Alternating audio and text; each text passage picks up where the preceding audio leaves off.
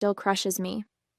I loved her deeply, even though life had a way of putting me in the background while my sister Margaret took center stage. My name is Rebecca, 27 years old, a painter who scrapes by with small commissions. I'm not the kind of person who craves attention, but sometimes I wonder if that's why Mom always seemed to gravitate toward Margaret instead of me. Margaret seemed to have everything: a husband, a nice house, and the luxury of never having to take responsibility for anything. Mom adored her, always defending her no matter what. Meanwhile, I was the one making sure things didn't completely fall apart. "Why are you always so dramatic, Rebecca?" Margaret scoffed one day as I helped Mom pack her things to move into the small house on Margaret's property.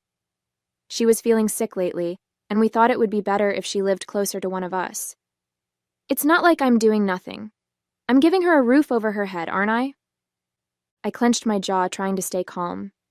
"She's not some stranger, Margaret.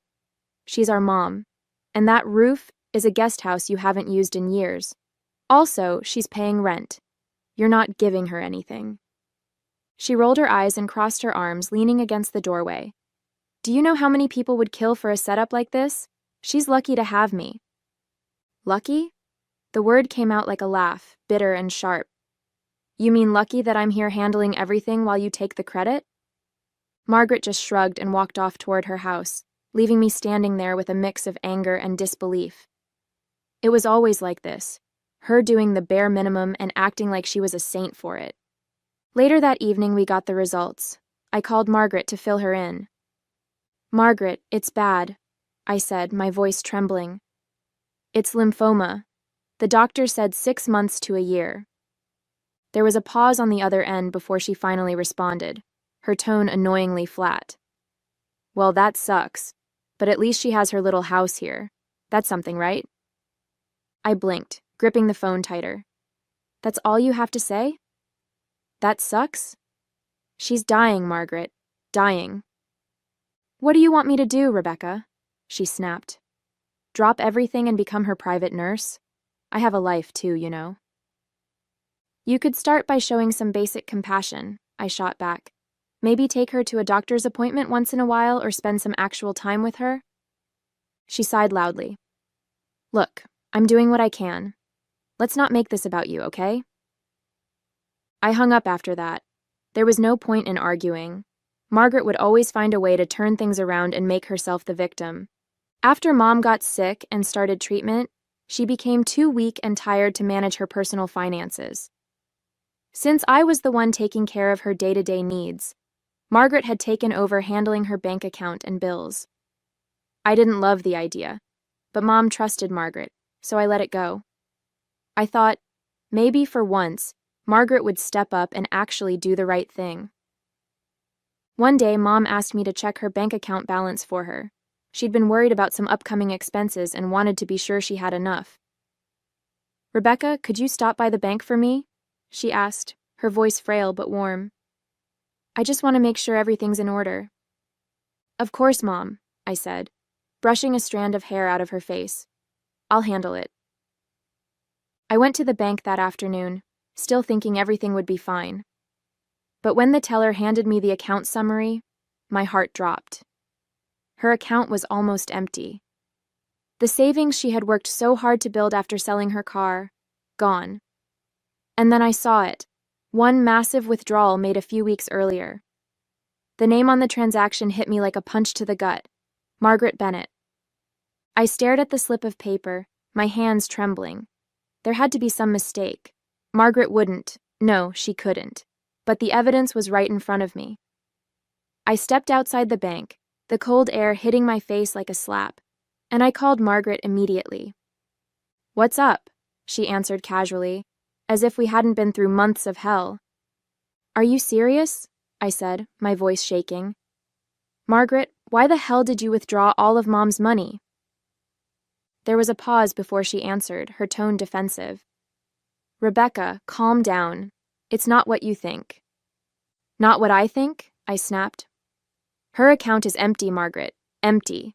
And there's a transaction for the full amount, with your name on it."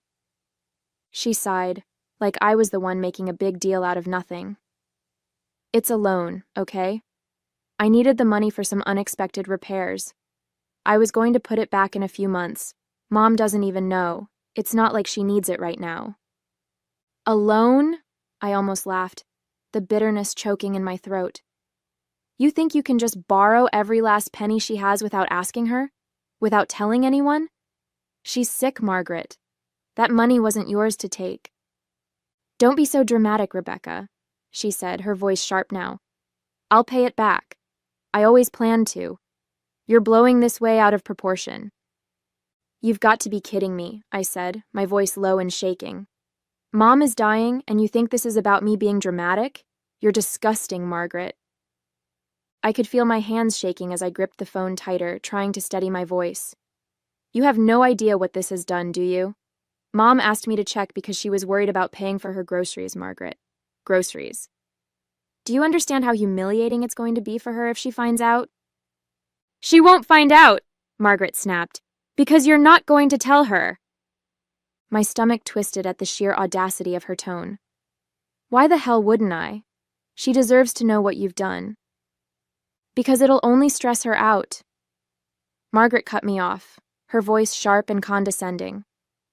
Do you really think she needs that right now? She's already dealing with enough. Besides, I'll put the money back before she even notices. You're always acting like I'm the bad guy here, Rebecca.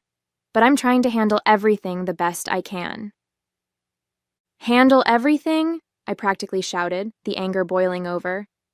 You mean dumping all the hard parts on me while you play the perfect daughter? Don't you dare act like you're the one making sacrifices. Rebecca, she hissed, her voice dropping. If you care about Mom, you'll let this go. She doesn't need to know about this. And you, stop trying to make me the villain just because you can't stand that she trusted me with her finances. I hung up, unable to listen to another word. My chest felt tight, my heart pounding as I stood there on the sidewalk, staring at the cars passing by. Margaret was trying to spin this into something noble, as if she was doing Mom some kind of favor by stealing from her. But what could I do? Telling Mom would break her heart, and the thought of adding to her pain made me feel sick. I needed to talk to someone, to vent, to make sense of the storm brewing in my head. Without thinking twice, I called my best friend Laura. She picked up on the second ring. Hey, Rebecca, how are you? She asked, her voice warm but slightly concerned. She could always tell when something was wrong. It's Margaret, I said, my voice cracking. I told her everything, the bank account, the withdrawal, the pathetic excuse Margaret had given me. By the time I finished, I could hear Laura's breathing had quickened. She took everything? Laura asked, disbelief dripping from her voice. And she expects you to just keep quiet about it? She said it's a loan, I said bitterly, pacing my small living room. She's acting like she's doing Mom a favor by not telling her. Laura didn't respond right away, and when she did, her voice was low and firm. Rebecca, you can't let her get away with this. What if she doesn't pay it back? Your mom needs that money. She's depending on you. I know, I said, running a hand through my hair. But if I tell Mom, it'll crush her, and Margaret knows that. She's using it against me. Of course she is, Laura said sharply. She knows you're too kind to blow this up, and she's taking advantage of that. But Rebecca, someone has to hold her accountable. I sighed heavily, sinking into the couch. I don't even know how. Margaret doesn't listen to me. She never has. And George, her husband, always so full of himself. I stopped myself, but Laura jumped in. George knows about this, doesn't he? She asked. He has to. Probably, I admitted. He's just as bad as she is, always backing her up no matter what. You should have seen how smug they were when Mom moved into that guest house. Like they were saints for letting her live there. You're not alone in this, Laura said gently. I'll help however I can. But Rebecca, you need to stand your ground. Her words gave me a small flicker of strength, but I still felt trapped. I couldn't tell Mom. I couldn't confront Margaret without it escalating into a full-blown war. But I couldn't just sit there and let her walk all over us. The next few days were unbearable. I couldn't get the thought of Margaret's betrayal out of my head. Every time I saw Mom, it was like a heavy weight pressing down on my chest. She'd smile at me, thank me for helping her with dinner or sitting with her during treatments, completely unaware of what Margaret had done. I couldn't bring myself to tell her. Every time I opened my mouth, the words got stuck in my throat. But Margaret didn't make it easy to let things go. A few days later, I was at Mom's house, helping her organize her medical bills, when Margaret strolled in like she owned the place. George was with her, carrying a few grocery bags that he plopped on the counter without so much as a word to either of us. "Look at this," Margaret said, holding up a small bouquet of flowers she'd clearly just picked up from the store. "I thought these might brighten up the place. Don't you think, Mom?" "Oh, Margaret, that's so thoughtful," Mom said, her face lighting up. I bit my tongue so hard I thought I might draw blood. "Thoughtful?" "She emptied your bank account, Mom." But instead, I just nodded stiffly, pretending to focus on the papers in front of me. George caught my expression and smirked. "You should learn a thing or two from Margaret, Rebecca. She's always thinking of others." It was the last straw. I slammed the papers down on the table and stood up. "Thinking of others? Are you serious?" My voice was shaking, but I didn't care. "Rebecca," Mom said softly, looking startled. "What's wrong?" "Nothing," I muttered, forcing myself to calm down. "I just remembered something I need to take care of." I grabbed my coat and headed for the door, unable to stay in the same room as Margaret and George for another second. As I walked out, I heard Margaret's voice behind me, low and mocking. She's always so dramatic. The next day, I needed to clear my head, so I decided to run a few errands in town. I was walking down Main Street, juggling a grocery list in my head, when I saw her. Margaret, stepping out of one of the fanciest boutiques in town, laughing and chatting with a sales assistant as George held the door open for her. She had at least 3 shopping bags in her hands, each with the store's logo plastered all over them. I froze mid-step, my stomach churning. There she was, spending God knows how much money on clothes and who knows what else, while Mom was budgeting for groceries. The image of Margaret's name on that withdrawal flashed in my mind, and my hands clenched into fists. Without thinking, I marched straight up to her.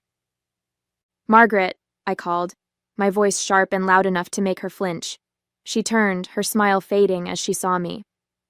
"Oh, Rebecca," she said, her tone saccharine and fake. "What a surprise! Out shopping too." "Shopping?" I hissed, glaring at the bags in her hands. "What are you even doing here? Spending more of Mom's money?" Her face tightened, but she quickly recovered, flashing a tight smile. "Don't be ridiculous. This is my money. George and I work hard, Rebecca. Not that you'd understand." George snorted beside her, clearly amused by her jab. "Careful, Rebecca," he said smugly. "Jealousy doesn't suit you." "Jealous?" I laughed bitterly. "No, Margaret, I'm not jealous. I'm disgusted. You drained Mom's account, and now you're out here buying designer clothes like nothing happened. How do you sleep at night?" Margaret's expression hardened. She stepped closer, her voice low and venomous. "I told you it's a loan. And if you care about Mom, you'll drop it. Do you want her to know about this? To worry about something she doesn't need to?" I stared at her, my chest heaving with anger. "You're unbelievable. Mom deserves to know the truth. She deserves better than you." Margaret leaned in closer, her voice dripping with venom. "You tell her and you'll break her heart. She's already sick, Rebecca. Do you really want to be the reason she gets worse? Think about that before you open your mouth." As I stood there, fuming at Margaret's audacity, a wave of memories hit me. This wasn't the first time Margaret had pulled something like this, and deep down, I knew it wouldn't be the last. Mom, bless her sweet heart, had always been Margaret's biggest defender, no matter how awful her behavior was. When we were kids, Margaret had a knack for pushing every limit. She'd borrow money from Mom's purse for things she needed, like concert tickets or new shoes. Mom would find out eventually, of course, but she'd just shake her head and say, "Oh, Margaret, you should have just asked." And that was it. No punishment, no accountability, just forgiveness on a silver platter. Even as we got older, nothing changed. Margaret always had an excuse, always a sob story to back her actions. There was the time she borrowed Mom's car without permission and wrecked it. She cried and blamed a pothole, and somehow Mom ended up comforting her, saying, "Cars can be fixed, but you can't replace family." I remember sitting there, stunned, while Margaret smiled through her crocodile tears. Mom had a heart too big for her own good. She always believed the best in people, especially in Margaret. "She's your sister, Rebecca," Mom would say whenever I tried to bring up Margaret's behavior. "She's not perfect, but she means well." I hated that phrase. She means well. It was Mom's way of justifying everything Margaret did, from lying to taking advantage of her kindness. But this time was different. This wasn't a harmless mistake or a moment of bad judgment. This was calculated, cruel, and completely unforgivable. And yet, I couldn't shake the feeling that, if Mom knew, she'd find a way to forgive her anyway. That was who Mom was. A sweet, selfless person who couldn't see the bad in the people she loved. Margaret and George had always measured people by one thing: money. To them, a person's worth was directly tied to their bank account. If you weren't wealthy, you simply didn't matter. I'd seen them brush off neighbors, coworkers, even distant relatives who didn't fit their idea of successful. There was this one time when Mom invited Mrs. Hathaway, an elderly widow from down the street, over for tea. She'd been a kind woman, always bringing baked goods and little gifts for Mom. But when Margaret and George stopped by and saw her sitting there in her worn-out cardigan, Margaret barely acknowledged her presence. George didn't even bother hiding his disdain. Later, Margaret pulled me aside and said, "Why does Mom even talk to people like that? What can they possibly offer her?" It was sickening. And the irony of it all? Their own so-called success was as fragile as glass. Beneath the surface, George and Margaret were drowning in debt. They'd been borrowing money from the bank for years, refinancing their home, maxing out credit cards, whatever it took to keep up appearances. Margaret once let it slip to me after a few too many glasses of wine that they were stretched thin, but she quickly laughed it off, saying, "It's just temporary. George's investments will pay off soon." But they never did. That's the thing about people like Margaret and George. They live for the image, the illusion of wealth, even when it's built on lies. Their fancy cars, their designer clothes, their perfectly manicured lawn. It was all for show. And now, seeing Margaret use Mom's money to keep that illusion alive made me feel sick to my stomach. Mom, who had worked so hard to save every penny after selling her car, deserved so much better than to have her sacrifices thrown away on Margaret's shallow lifestyle. Mom's decline was slow at first. Small things like losing her appetite or needing more rest. But as the months went by, it became harder to ignore. Her energy faded, her voice grew weaker, and some days, it was like the vibrant woman I'd always known was slipping away right before my eyes. I tried to be strong for her, but the weight of everything, taking care of her, managing my own life, and the constant frustration with Margaret, was becoming unbearable. One day, after another tense encounter with Margaret, Laura suggested I try something to clear my head. "Rebecca, you're burning out," she said gently. "You're doing everything for everyone, and it's not sustainable. Take a couple of hours for yourself. Go to that yoga class you've been talking about." I hesitated, but finally agreed. Mom was having a quiet day, and Margaret was supposed to be around, so I thought, just this once I could step away. I left my phone on silent in my bag, telling myself it would only be for a little while. For the first time in months, I felt like I could breathe, even if it was just for an hour or two. When the class ended, I grabbed my phone and saw the missed calls, 6 from Margaret. My stomach dropped as I fumbled to unlock the screen. Her last voicemail made my blood run cold. "Rebecca, it's Mom," Margaret's voice said, trembling but sharp. "She's gone. I don't know where you were, but you should have been here." I don't even remember how I got home.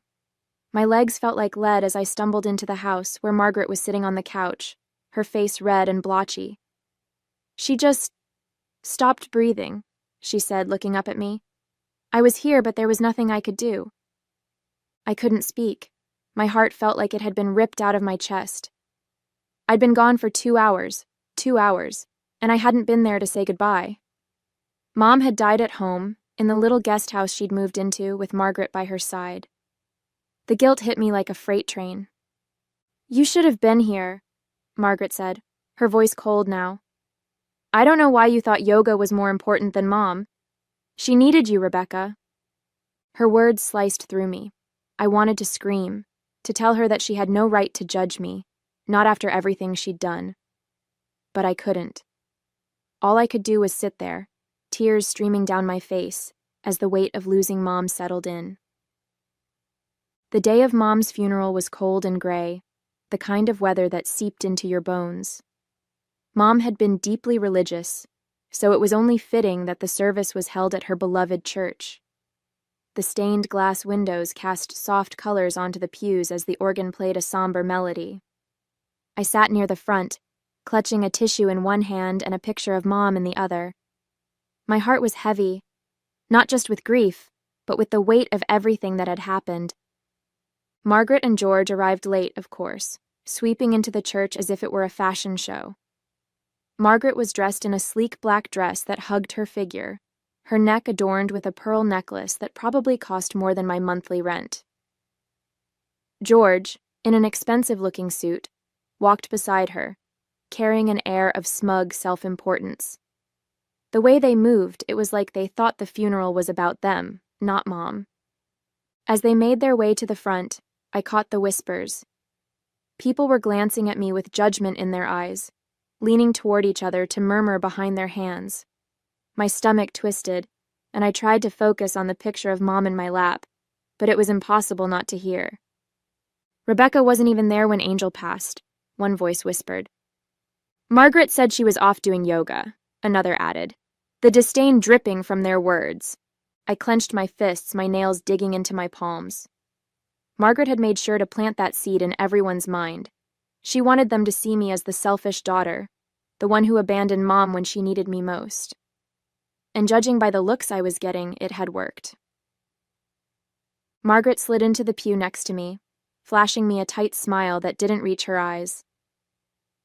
"You okay, Rebecca?" she whispered, her tone dripping with faux concern. "I know it must be hard, knowing you weren't there for her."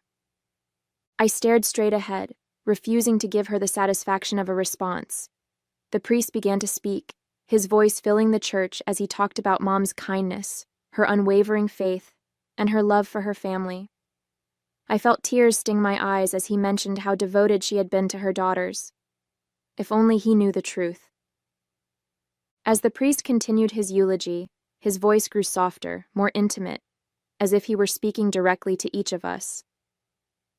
"Angel was a remarkable woman," he said, glancing at the congregation. "She loved deeply, forgave endlessly, and carried a quiet strength that inspired those around her.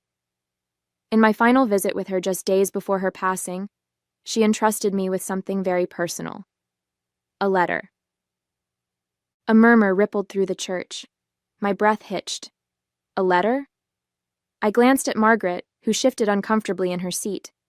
George furrowed his brow, looking confused but not concerned. I, on the other hand, felt a strange mix of curiosity and dread. "She asked me to read it today," the priest continued, holding up a sealed envelope. "It was her final wish, and she made me promise that I would share her words with all of you." The church fell silent. You could have heard a pin drop as he carefully opened the envelope and unfolded the paper inside. The anticipation was unbearable. My heart pounded as the priest adjusted his glasses and began to read aloud. "To everyone gathered here today," he began, his voice steady, "I want to thank you for coming to celebrate my life.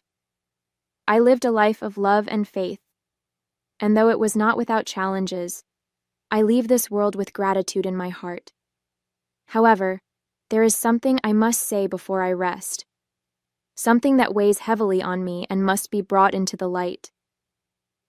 I froze. I could feel the tension in the room as everyone leaned in, waiting for what came next. "I have always believed in forgiveness," the priest read, his tone solemn, "but forgiveness does not erase the truth. And the truth is, in my final months, I experienced a betrayal so painful that it nearly broke me. Margaret, my eldest daughter, I trusted you with everything. My care, my home, my finances. But you took advantage of that trust in ways that no mother should ever endure. Gasps echoed through the church.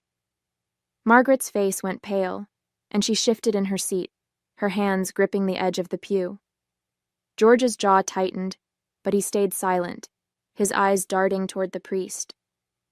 You took the money I had saved from selling my car, money I had set aside for my care, for emergencies.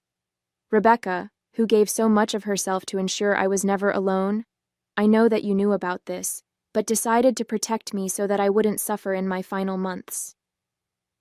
God bless you for being such a wonderful child, the priest continued.